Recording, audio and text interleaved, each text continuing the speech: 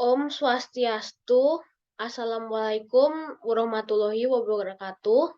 Perkenalkan, nama saya Viani Eklesia Pangaribuan dengan NIM 2009511096 dari kelas B, Fakultas Kedokteran Hewan, Universitas Udayana. Di sini saya akan menampilkan presentasi saya mengenai anestesi dan premedikasi yang dibimbing oleh dosen saya yaitu Dokter Hewan I Gusti Ngurah MSI. Baik, saya akan melanjutkan presentasi saya.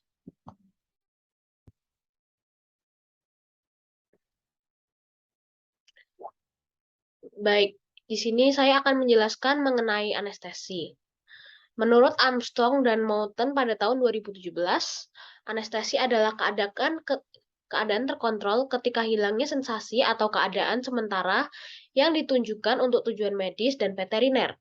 Hal ini meliputi beberapa analgesia, yaitu peredaan atau pencegahan rasa sakit, kelumpuhan atau relaksasi otot, amnesia atau kehilangan memori, dan ketidaksadaran.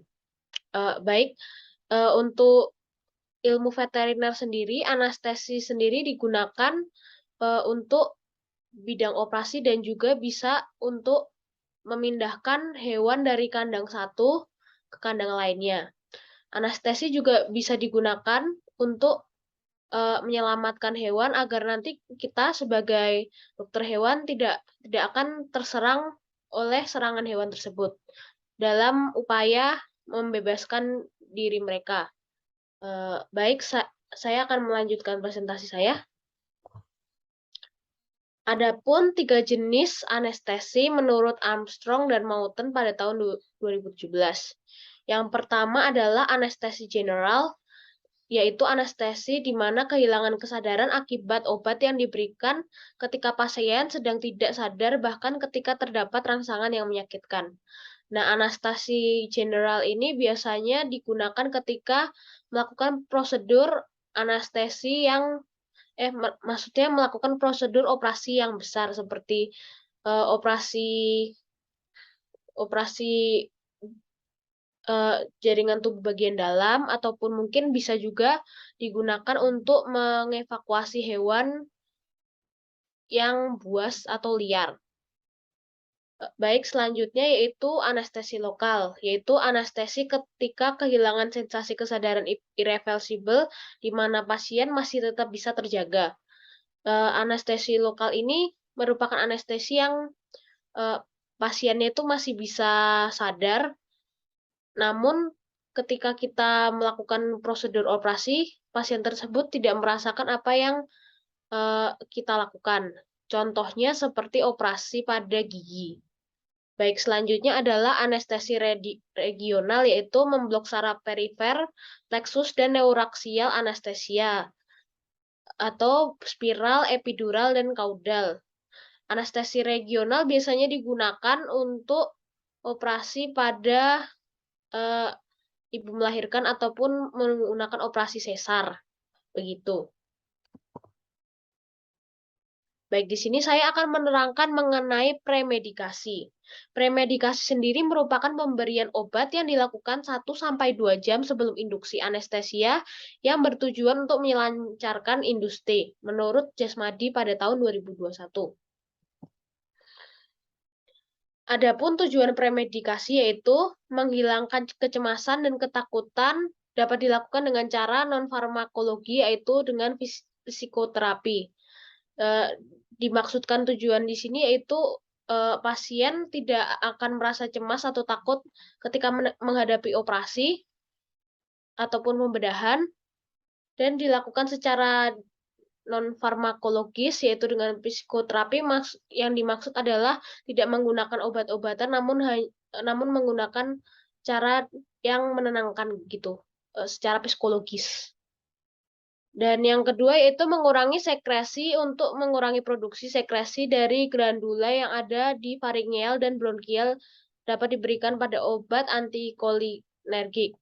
Jadi pada anestesi mungkin beberapa pasien akan menimbulkan reaksi yaitu mengeluarkan sekresi dari mulut, yaitu mengeluarkan air liur.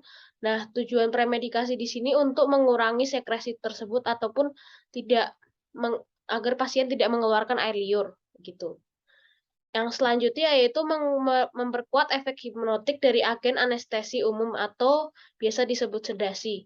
Sedasi di sini yang dimaksud adalah untuk menghilangkan rasa gangguan atau kecemasan pasien. Namun pasien tersebut masih bisa sadar eh, dalam proses operasi. Selanjutnya itu mengurangi mual dan muntah pasca operasi.